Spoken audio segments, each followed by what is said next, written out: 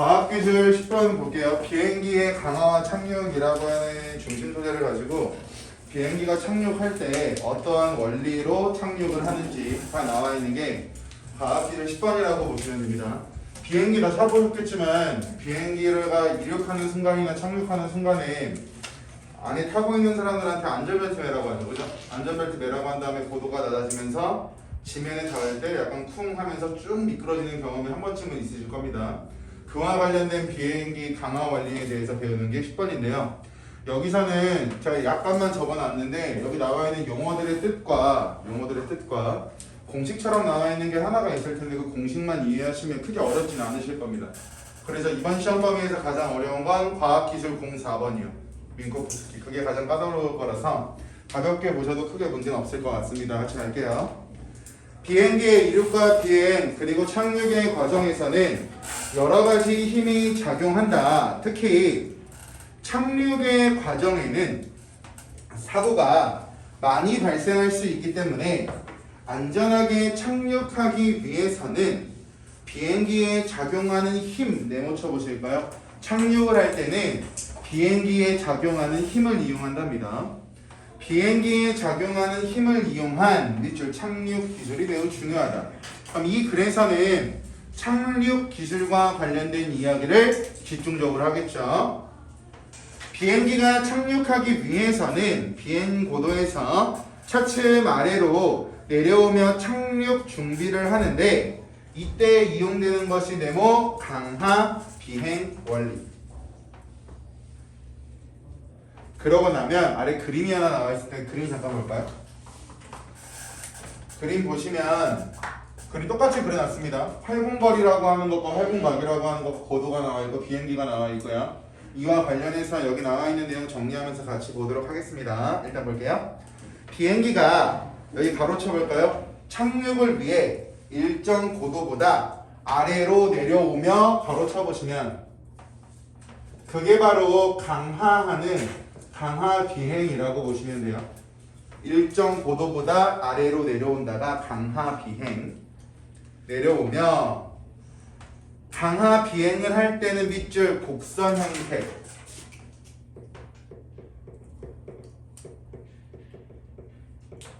형태로 비행을 하게 된다고 합니다. 일반적으로 여기 또 네모 쳐볼까요? 안전하게 착륙. 즉 안전하게 착륙하기 위한 조건이 나올 겁니다. 안전하게 착륙을 하기 위해서는 1번 활공각이라고 하는 것은 최소로 유지, 최소. 활공비라고 하는 것은 최대로 유지가 되어야 된대요. 그게 비행기가 안전하게 착륙하기 위한 조건이라고 합니다. 여기서 활공각이 뭐고 활공비가 뭔지 뒤에 나올 테니까 뒤에 걸로 볼게요. 하는 것이 좋다. 활공각은 활공각 동그라미 쳐보시면 활공각과 관련된 내용이 이제부터 나오겠죠. 활공각은 그림에서처럼 그림 보실까요? 활공각은 지금 여기에 나와 있는 부분이 활공각이 되겠죠. 이 부분 그림에서처럼 비행기가 강하를 시작하는 고도의 지점으로부터 비행기가 활주로에 접지 않은 지점까지 강한 이동 경로와 활공거리가 이루는 각이다. 그럼 아래 보세요. 활공거리라고 하는 건 아래 나와 있는 이 부분이 되겠죠. 그죠? 하늘에서 떠 있다가 착륙하는 데까지, 즉 비행기가 떠 있는 거리를 활공거리라고 한다라고 보시면 됩니다. 됐어요? 비행기가 하늘에 떠 있는 거리. 예를 들어서 비행기가 이 꼭지점에 있다가 여기 꼭지점으로 내려와서 지면에 비행기가 닿았다고 가정한다면 떠 있는 지점부터 닿은 지점까지를 활공거리라고 설명을 한대. 됐어요? 활공거리. 거기 나와 있는 내용을 다시 한번 보시면 활공각이라고 하는 건 비행기의 이동 경로와 활공거리가 이루는 각을 활공각이라고 한다라고 인지하고 계시면 될 것 같고요. 이어서 보겠습니다. 활공비는 활공비 동그라미 쳐볼까요? 여기 가정하고 있는 상황이 나와요. 여기 가로쳐보자. 바람이 없다고 가정. 활공비를 구할 때 첫 번째 전제 조건은 바람이 없다고 가정해야 된대요. 바람이 불지 않는다. 바람이 없다고 가정한 상태에서 비행기의 활공 거리를 비행기가 이동하는 동안 강한 고도차, 고도라고 하는 건 높이를 고도라고 하고 고도는 그림에 나와 있으니까 크게 헷갈리진 않으실 겁니다. 나눈값이라고 나와 있으니까 활공비를 구하는 방법은 고도분의 활공거리를 하면 얘가 활공비가 된다라고 하는 건 특이사항은 없으시겠죠? 활공비를 구하는 방법. 거기 나와 있는 걸 그냥 분수꼴로 바꾼 겁니다. 고도분의 활공거리는 활공비가 된다. 의미한다. 그리고 활공비를 최소로 유지해야 되고 활공비를 최대로 유지하는 게 좋다라고 했는데 활공각을 최소로 활공비를 최대로 하려면 어떻게 해야 되냐면 거기 나와 있는 거 볼게요. 양, 항, 비라고 하는 것을 최대로 유지해야 된대요. 교재에 나와 있는 것만 정리하고 있습니다. 추가된 정보 하나도 없어요. 최대로 유지해야 한다. 활공각과 활공비를 결정하는데 영향을 주는 양항비라고 하는 것은 거기 나오죠. 밑줄 양력과 항력의 비. 즉 항력분의 양력이 될 겁니다. 그럼 양력이 뭐고 항력이 뭔지도 뒤에 나와 있으니까 같이 볼게요. 여기서의 양력은 양력 동그라미. 밑줄 비행기를 수직으로 상승시키려는 힘. 그러면 이 그림에다 표현해 드릴게요. 양력이라고 하는 건 비행기를 수직으로 상승시킨다라고 하니까 이렇게 올라가면 얘를 양력이라고 하겠죠. 비행기를 수직으로 상승시키려고 하는 힘은 양력이라고 하는데 그림이랑 같이 그려놓으세요. 그림을 통해서 양력이 뭐고 항력이 뭐고 기타 등등등 이해하시기 가장 간단합니다. 수직으로 상승시키려는 힘을 양력이라고 하고 항력은 항력 동그라미. 밑줄 비행기가 비행하는 방향과 반대 방향으로 작용하는 힘이라고 나와 있는데요. 잘 보세요. 비행기가 일단 왼쪽에서 오른쪽에서 오른쪽인가? 여러분들 기준으로 안 할게요. 오른쪽에서 왼쪽으로 내려가죠, 그죠? 그럼 비행기가 활공하고 있는 방향은 여기가 활공 방향이 될 겁니다. 여기서 이쪽으로 가니까 됐어요?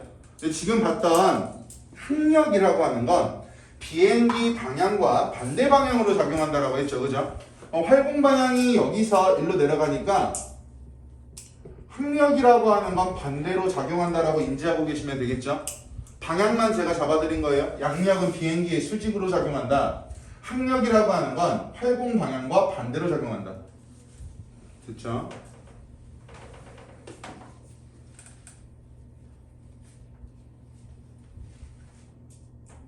이어서 하겠습니다.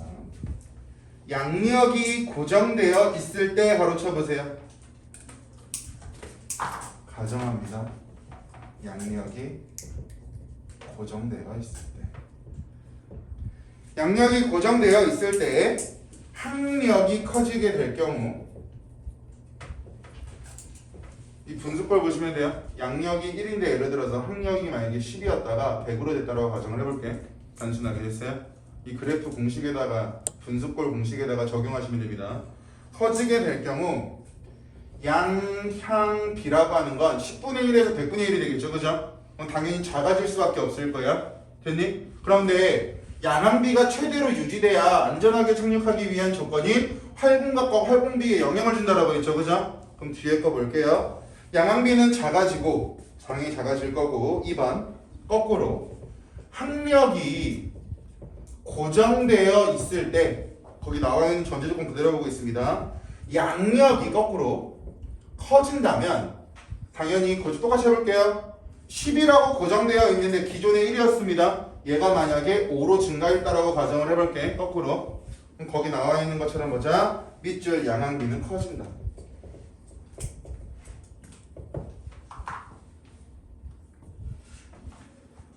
됐어요?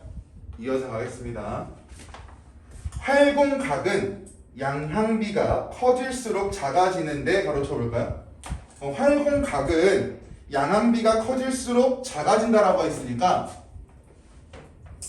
파란색으로 적어드릴게요. 활공각과 양항비라고 하는 것은 반비례 관계가 되겠죠. 비례 반비례 관계로 이해하시는 게 좀 간단해요. 활공각과 양항비는 반비례 관계가 될 겁니다. 하나가 커질수록 하나가 작아진다라고 하니까 반비례 관계가 되겠죠. 작아지는데 양항비가 일정한 값으로 정해지면 3번, 세 번째 조건입니다. 양항비가 일정해 라고 가정했을 때 양항비가 일정하다고 가정해지면 그 값의 역수가 밑줄 활공각 보세요. 양항비가 일정하다고 가정했을 때는 그 역수가 활공각이 된다라고 나와 있죠. 맞아요? 얘를 단순하게 갈게요. 예를 들어서 양항비를 구하는 공식은 항력분의 양력이라고 설명을 드렸죠. 되셨어요? 이게 여기 나와 있는 양항비를 구하는 공식이라고 했잖아요. 됐니? 그럼 얘가 일정하다고 가정했을 때 역수라고 하면 분자랑 분모를 뒤집으시면 되겠죠. 그죠? 뒤집으시면 양력분의 항력이라고 하는 것이 활공각이 된다. 이 얘기하고 있는 거예요. 지금. 됐어요? 됐죠? 양항비를 구하는 방식은 항력분의 양력인데 양항비가 일정하다고 가정을 하면 그 역수가 활공각이 되는데 공식으로 바꿔보시면 양항비를 구하는 방법은 항력분의 양력이라고 가정을 했으니 얘의 역수라고 하는 것은 양력분의 항력이 된다. 이렇게 보시면 됩니다. 거꾸로 뒤집기만 하시면 돼요. 이어서 가겠습니다. 양력은 양력 동그라미 계동 양력에 대해서 이야기하고 있네요. 일반적으로 비행기의 무게 동그라미에 작용하는 중력과 거의 비슷하기 때문에 중력 밑줄 쳐볼까요? 그럼 중력이라고 하는 건 잡아당기는 힘이죠. 그죠? 양력이 비행기로부터 수직으로 작용하는 힘이 양력이라면 중력은 비행기를 잡아당기는 힘이 될 테니까 중력은 이렇게 거꾸로 뒤집어서 그리시면 되겠죠? 중력은 잡아당기는 힘이잖아요. 저 그림이 왜 저렇게 나오는지 뒷문장 보시면 나와요. 비행기의 무게에 작용하는 중력이랑 거의 비슷하기 때문에 비행기의 무게가 클수록 커지고 항력은 항력 동그라미 비행기의 속력이 클수록 커진다. 그럼 또 양력과 항력에 대해서 따로 정리를 하면 양력이라고 하는 건 비행기 무게에 작용하는 중력과 거의 비슷하다. 따라서 양력과 비행기의 무게는 비례관계를 갖는다. 그럼 클수록 비행기의 무게가 무거울수록 좋은 거겠죠? 양력을 높이기 위해서는. 거꾸로 항력이라고 하는 것은 비행기의 속력과 비례한다. 왜? 항력이라고 하는 건 나아간 비행기가 가려고 하는 방향에서 반대로 작용하는 힘이 항력이라고 했잖아요. 그렇기 때문에 속도가 커질수록 비행기 방향과 반대로 작용하는 항력도 커질 수밖에 없다.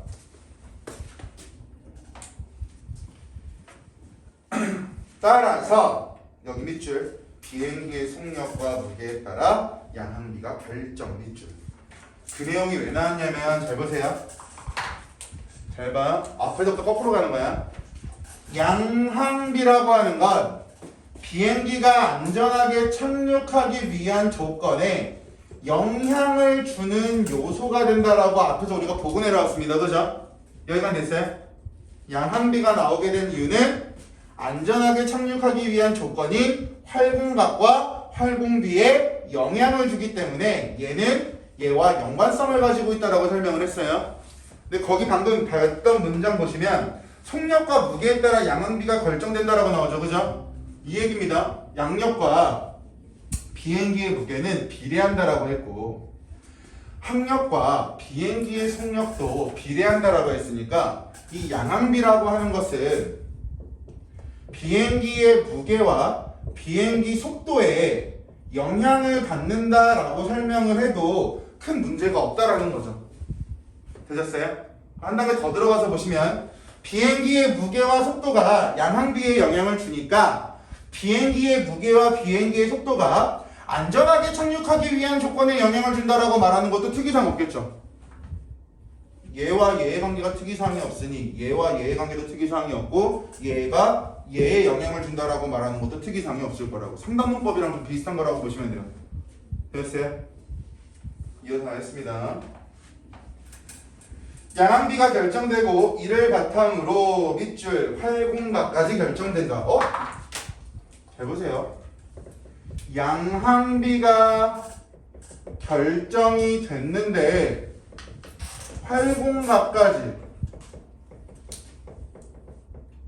결정되는 이유는 뭘까요? 앞에서 나왔는데 양항비가 결정이 되면 활공각까지 결정된대요. 칠판에 판서돼 있어요. 정답은요. 어떤 것 때문에 그런가요? 3번.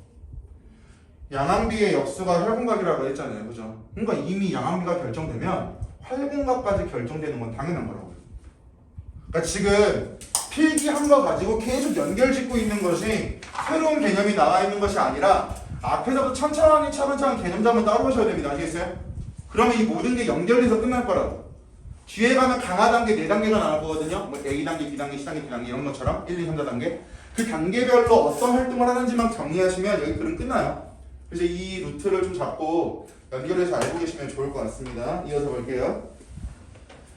양항비는 비행기 날개의 바등각에 따른 양력 개수의 영향을 받는데요. 또 한 가지 나왔네. 양항비라고 하는 것은 거기 나와 있는 것처럼 비행기 날개의 바등각 영향을 받는답니다. 그럼 지금부터 뭐가 나올 거냐면 바등각이 무엇인지가 나오겠죠. 비행기 날개 바등각 따른 양력계수를 빼먹었네요. 양력계수의 영향을 받는다. 양력계수에 대해서 나올 거고요. 갑니다. 양력계수라고 하는 것은 나오죠. 비행기의 날개가 양력을 얼마나 발생을 시키는가를 나타내는 정도인데 비행기 날개의 바등각이 증가할수록 양력 개수는 증가하다가 끊어. 그럼 결국 거기까지 읽어보시면 비행기 날개의 바등각이라고 하는 것과 양력 개수라고 하는 것은 비례한다라고 볼 수가 있겠죠. 여기까지는 일단 비행기 날개의 바등각이 증가할수록 양력 개수가 증가한다라고 하니까 증가할 때 증가한다 비례 관계에. 그런데 잘 보세요. 단 특정 바등각 도달했을 경우에 거기 본문에 나와요. 특정 바등각에 도달하면 양항비가 최대가 되고 이후 양력 개수가 급격하게 감소하게 된답니다. 그러면 비행기 날개의 바등각과 양력 개수가 비례하는 건 맞지만 특정 바등각에 도달했을 때까지가 양항비가 최대가 되는 경우, 만약에 이 특정 바등각이 도달한 이유가 돼버린다면 양력 개수는 급격히 감소하는 효과가 될 테니까 당연히 비행기에서 양력을 적게 발생한다라고 해석할 수가 있겠죠. 됐어요? 양력 개수라고 하는 것은 비행기의 날개가 양력을 얼마나 발생하는가를 말하는 게 양력 개수인데 특정 바등각에 도달했을 때 양항비가 최대가 된다라고 하는 건 양력이라고 하는 숫자가 커졌을 때 양항비가 커진다라고 했죠. 그죠? 그러니까 양항비가 최대가 된다라고 해석할 수 있을 거고요. 되었어요? 양력이 최대가 될 때 양항비가 커진다라고 앞에서 봤으니까 양력이 최대가 되었으니 양항비가 최대로 될 거고, 거꾸로 양력의 개수가 급격히 감소한다라고 하는 건 양력 자체가 줄어든다라는 말이 될 테니까 당연히 양항비도 작아질 수밖에 없겠죠. 자, 앞에서 봤던 내용을 계속 적용하는 거예요, 원리를. 이어서 할게요. 양항비를 바탕으로 활공각을 낮추어 강화 비행을 시작하면서 본격적인 착륙이 이루어진다. 넘어가서 보시면 4단계가 나올 겁니다. 일반적으로 비행기의 착륙 과정 네모 1번 접객, 2번 플레이어, 3번 접지, 4번 지상 활주. 일단 접근 단계 가겠습니다. 접근 단계 동그라미 쳐보실까요? 단계별로 하는 역할과 기능이 다르기 때문에 구분하셔야 됩니다. 접근 단계는 비행기가 여기 밑줄 직선 비행 경로, 곡선이 아직 아니에요. 아까 우리 강화 비행 곡선 형태라고 했잖아요. 근데 아직 곡선이 아닙니다. 직선이에요. 직선 비행 경로 유지하면 밑줄 직선 강화 비행. 직선 강화 비행. 그러니까 강화 비행이 곡선 형태라고 했으니까 직선은 틀려라고 착각할 수 있는데 처음에 나오고 있는 접근 단계는 직선 단계라고요. 착각하지 마시고 접근 단계는 밑줄 안전한 비행 상태를 유지할 수 있는 최소의 고도를 의미하는 장애물 고도에서 시작. 어디서부터 시작하는지 알고 계셔야 되고요. 두 번째 밑줄 활공각이 지면과 약 3도의 각도로 진입하는 것이 이상적. 눈으로 볼게요. 이때부터 작동이 되지 않는 클린 상태에 있던 착륙 장치들이 사용되기 시작하는데 착륙할 때 이제 힘을 받아야겠죠. 밑줄 비행기의 날개의 면적과 받음각을 크게 해서 양력을 높이는 착륙 장치인 플랩 밑줄 쳐보시면 그것을 사용하는 이유는요. 양력을 높이기 위해서. 양력을 높이면 뭐가 좋아요? 양항비가 커지겠죠. 양항비가 커지면 뭐가 좋아요? 앞에서 봤던 내용 그대로 갖고 올까요? 안전하게 착륙이 가능하겠죠. 그럼 안전하게 착륙이 가능한다라고 하는 건 앞에 나왔던 내용 그대로 가져가시면 활공각이라고 하는 건 최소로 유지돼야 되고 활공비라고 하는 것은 앞에 나와 있는 내용 가지고 보시면 최대로 유지돼야 된다라고 했으니까 양력을 높여야 되는 이유에 대해서는 앞에 나와 있는 내용이랑 그대로 이어서 생각하시면 됩니다. 플랩을 사용하면 느린 속도로 접근이 가능. 밑줄 느린 속도로 접근이 가능. 그럼 느린 속도로 접근이 가능했을 때 좋은 것은요. 충격이 일단 완화될 거고요. 쾅 박는 것이 아니라 부드럽게 착지를 할 거고 비행기 속력이 하도 빠르기 때문에 착륙하고도 경험 있으시겠죠? 앞으로 쭉 이렇게 밀려나가죠? 그것을 뭐라고 하냐면 활주거리라고 하는데 활주로에서 의 활주 거리를 줄일 수 있겠죠. 왜 느린 속도로 접근을 해야 되고 느린 속도로 접근했을 때 뭐가 좋은지를 연결하셔야 된다는 거죠. 접근하기 때문에 밑줄 활공각 조절. 그럼 활공각을 조절하기 위해서는 아까 얘들아 이거 잘 보세요. 비행기 속도가 양항비에 영향을 준다라고 했잖아. 그죠? 그럼 이 무게와 속도가 안전하게 착륙하기 위한 조건이 활공각과 활공비에 영향을 준다라고 했잖아요. 맞아요? 그렇기 때문에 거기 나와 있는 거 보시면 속도로 접근이 가능하니까 활공각을 조절할 수 있다. 속도가 느리기 때문에 활공각 조절이 된다. 이 영향관계에 대한 설명을 여기 한 번 더 풀어서 설명하고 있다고요. 연결지어서 같이 보시면 될 것 같고요. 이어서 하겠습니다. 접근 과정에서 여기 바로 쳐보자. 활공각이 너무 작으면 왜 3도라고 하는 숫자가 나왔고 활공각이 너무 작으면 안 되는 이유가 나와요. 활공각이 너무 작으면 조종사의 시야가 좁아져서 접지 지점을 정확하게 판단하기 어렵고 속력이 줄어드는 과정에서 양력이 급격하게 사라져. 급격하게 사라지는 이유는요. 특정 받음력에 도달하면은 그 이후에는 양력 개수가 급격히 감소한다라고 했죠. 이 케이스를 말하는 겁니다. 추락할 수 있기 때문에 비행기가 추락하지 않도록 양력을 높게 유지해야 된다. 반대로 여기 바로 활공각이 너무 크면, 즉 활공각이 일정 수준의 최소한의 각을 유지해야지 너무 크거나 너무 작으면 문제가 생긴데 너무 컸을 때는 접지해야 되는 지점에서 벗어날 수 있고 착륙의 이상적인 활공각을 만들기 위해서는 강화하는 과정에서 시간당 고도의 감소율이 예상보다 높아져서 활공각이 3도보다 작아질 가능성이 크기 때문에 활공각이 너무 크거나 너무 작으면 안 된다. 반면에 다음 단계는 동그라미 플레이어 두 번째 단계로 내려왔어요.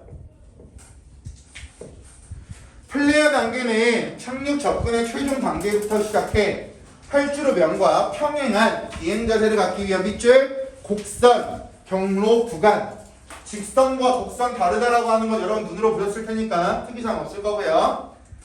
장애물 고도에서 시작한 직선 강화 구간과 플레어 구간인 곡선 강화 구간을 합해서 공중 착륙 거리라고 한다. 여기서 말하는 공중 착륙 거리라고 하는 것은 거기 나와 있는 거 똑같이 보시면 됩니다. 직선 강화 구간, 얘는 접근 단계죠. 플러스 그리고 두 번째 거기 나와 있는 곡선 강화 구간, 얘는 플레어 단계. 혹시나 공중 착륙 거리라고 하는 것을 어떻게 구하냐고도 물어볼 수 있고 예시나 보기 주고 여러분들한테 물어볼 수도 있으니까 같이 묶어서 보시라는 의미에서 연결해 드렸습니다. 이어서 볼게요.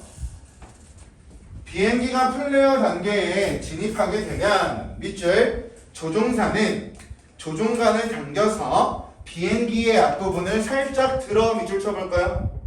조종사가 조종관을 당겨서 비행기의 앞부분을 드는 이유는 뭐냐면 뒤에 나와요. 이거는 주 착륙 장치라고 말하는 뒷바퀴부터 지면에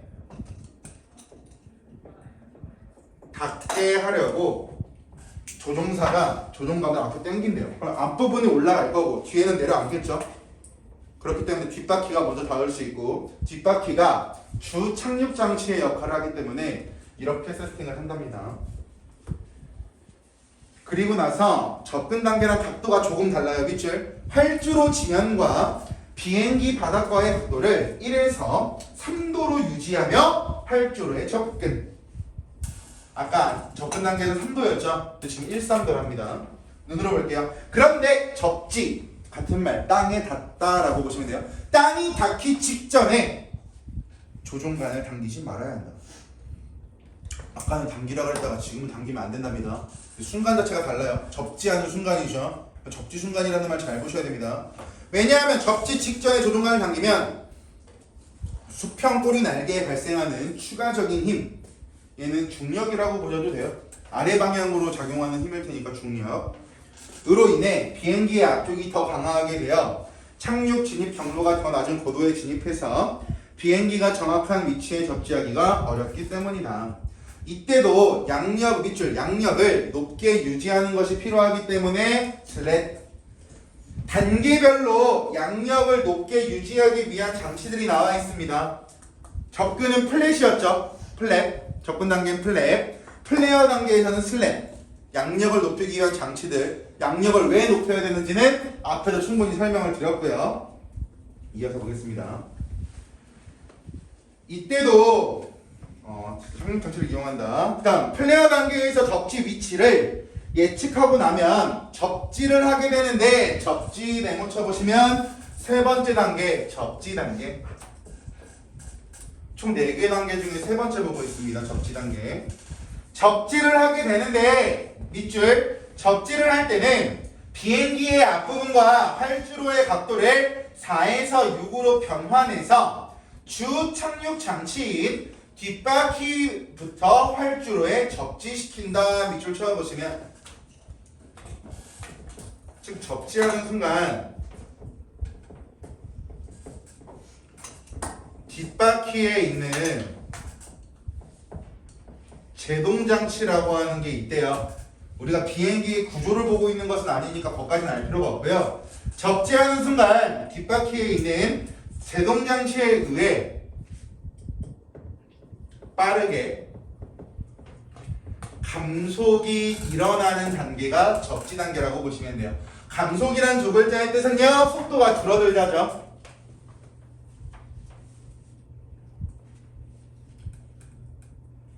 뒷바퀴가 활주로에 접지하면 앞바퀴가 활주로에 부드럽게 접지하게 되는데 이 과정을 너무 빠르게 진행하면 앞바퀴가 감당할 수 있는 최대 하중을 초과해서 구조적 손상을 입을 수 있다. 따라서 조종사는 뒷바퀴를 접지하기 전부터 앞바퀴가 활주로에 부드럽게 접지할 수 있도록 잘 제어를 해야 된다. 구조적 손상 방지를 위해서가 되겠죠?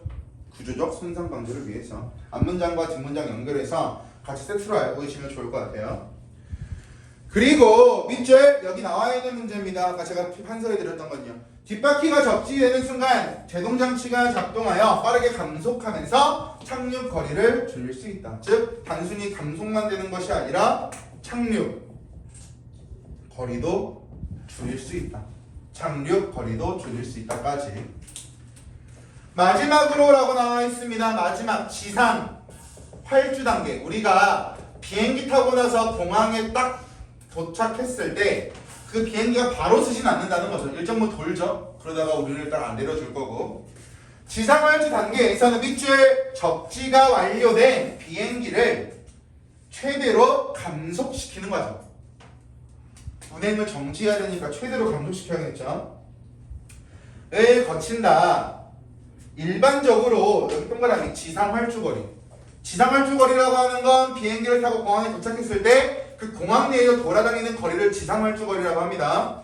지상 활주거리는 접지하는 순간의 비행기의 속도의 제곱에 비례한대요.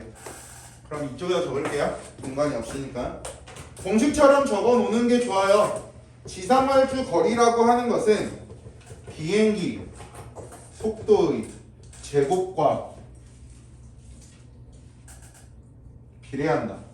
그러면 비행기 속도를 감속하는 걸 진짜 중요하게 생각을 하겠죠? 속도의 제곱이 지상활주거리라고 하니까 만약에 비행기 속도가 10이에요. 100만큼 지상활주거리를 갈 거고 비행기 속도가 만약에 1이야. 그럼 제곱은 1이니까 지상활주거리 1밖에 안 되겠죠? 그래서 비행기 속도를 줄이는 게 굉장히 중요하다. 접지 이후에는 접지 이후 동그라미 쳐볼까요? 밑줄 비행기의 평균 감속력의 반비례. 즉 접지 이후 지상 활주 거리라고 하는 것은 거기 나와 있는 것처럼 비행기가 가지고 있는 평균 감속력에 반비례한답니다. 접지 이후 지상 활주 거리는 비행기의 평균 감속력에 반비례한다. 그럼 예를 들어서 단순하게 갑시다. 비행기의 평균 감속력이 크대요. 속도를 줄일 수 있는 능력이 크다면 지상 활주 거리는 작아질 수밖에 없겠죠. 반비례니까요. 그러면 평균 감속력을 높여야 지상 활주 거리가 짧아지겠죠. 됐어요? 결론 내리기죠. 따라서 밑줄 비행기가 접지하기 직전에는 받음각을 크게 하거나 양력을 높일 수 있는 고양력 장치를 사용해서 느린 속도에서도 공중에 뜬 상태를 유지. 밑줄 걔는 왜 하는 거냐면 순간 비행기 속도를 늦추기 위해서 늦추기 위해서 아까 지상 활주 거리랑 비행기 속도 제곱이 비례한다라고 했잖아요. 그럼 비행기 속도를 낮추기 위해서 그런 식으로 하고요. 그리고 여기 밑줄 비행기가 접지하고 난 이후에는 비행기 날개에 흐르는 공기의 흐름을 방해할 수 있는 스포일러와 같은 고항력 장치를 사용. 그럼 여기서 말하는 두 번째 밑줄은요. 두 번째 나와 있는 비행기의 평균 감속력을 크게 하는 장치라고 보시면 되겠죠. 비행기의 평균 감속력이 커지면 커질수록 지상 활주 거리는 줄어들 거고요. 비행기의 속도가 줄어들면 줄어들수록 지상 활주 거리는 낮아질 테니까 지상 활주 단계에서 가장 중요한 두 가지는 비행기의 순간 속도와 순간도 낮추고 비행기의 평균 감속력을 높이는 게 가장 중요한 단계가 되겠죠. 비행기의 평균 감속력을 크게 할 수 있다라고 말하면서 끝나요. 그 여러분들이 눈으로 보시면 항력, 양력, 뭐 활공각, 활공비, 활공거리, 접근 플레이어, 접지, 지상할지 단계 총 4단계가 나오는데 결론적으로 얘를 보기 위해서는 처음에 시작했던 얘만 보시면 돼요. 얘가 이해가 되면 뒤에 나와 있는 말들이 아다르고 어다르게 표현되는 거지만 결국에는 다 하나로 귀결되거든요. 가장 중요한 포인트 양항비입니다. 그러니까 얘에 대한 이해가 확실히 되어 있으면 쭉 넘어갔을 때 양력계수라고 하는 말이나 역수가 활분각이 된다라고 하는 부분이나 양력을 높이기 위해서 어떻게 하는지 학력을 높이기 위해서 어떻게 하는지까지 한 번에 연결되는 부분이니까 이 한 판만 제대로 보시면 될 것 같습니다. 여기까지 과학기술 10번이었습니다.